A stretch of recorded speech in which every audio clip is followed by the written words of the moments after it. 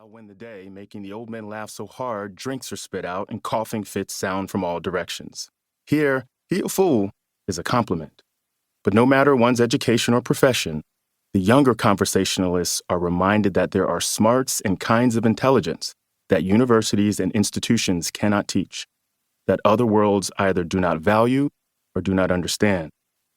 When these circles are at their best, you learn who your people are, where you come from, where you fit in, that you belong. If you can hold your own here, you can hold it anywhere, with any kind of people. I am writing in the pages that follow like I am trying to explain my view on things in the storytelling ways of those wise souls on dark summer nights around charcoal embers, swatting at mosquitoes and flies. Sometimes my life gets in the way. I am a product of the military, and churches, and universities, and blackness, and white suburbs, and the South, and other institutions. It's impossible to miss. It's in the approach, the language, the timbre. But I am also the kin of country folk gathered together, just rapping on the 4th of July. It's all here, trying to say something smart without being smart-mouthed about it. Some of it might strike your ear oddly. Some of it will rankle. It's supposed to. It's about race and democracy in the United States. It can't help but be uncomfortable. But ultimately, I mean to say something of substance in an interesting way. When it's about a thing that I know, it lands on the page structured and formalistic in the way that the outside world expects learning to be demonstrated. When it's about a thing that I think, the ideas sort of meander and tumble out. I'm freestyling, philosophizing, hoping to land on the point I've been trying to make all night. It's a cipher, and whether it comes out like a professor writing in a newspaper or something more casual and cultural, the ways of those summer nights are always the guide. The invisible character in every story is the telling of it and how it's told. At 16, I bought a cassette that contained one of the most famous rap debuts ever.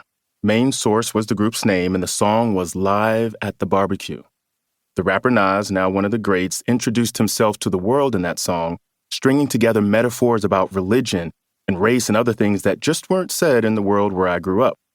Before stepping to me, you'd rather step to Jehovah? It was too much. So I listened to it on repeat until it wasn't.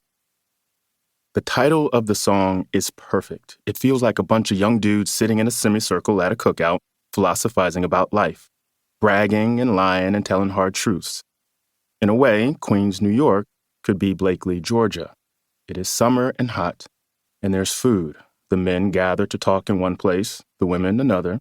The kids play, and we hear ideas and stories and emotions that teach us, stretching us and testing us. These salons and rap sessions are everywhere, barbershops, sorority meetings, stoops, dorm rooms.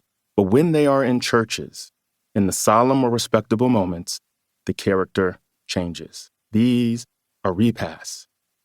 They're held at houses of worship following something routine like First Sunday service, or something previously unimaginable, like the death of a loved one.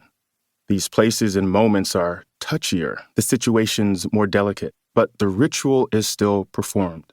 The men find their way outside to the parking lot. The women inside gathered and off limits to me, except when beckoned to move this thing or bring that. Hard conversations are still had. Repasts sometimes host the hardest conversations we will ever have. We must be more delicate there, but no less honest. So this is what I mean to do, to come live from the repast. Chapter 1. American Heathen.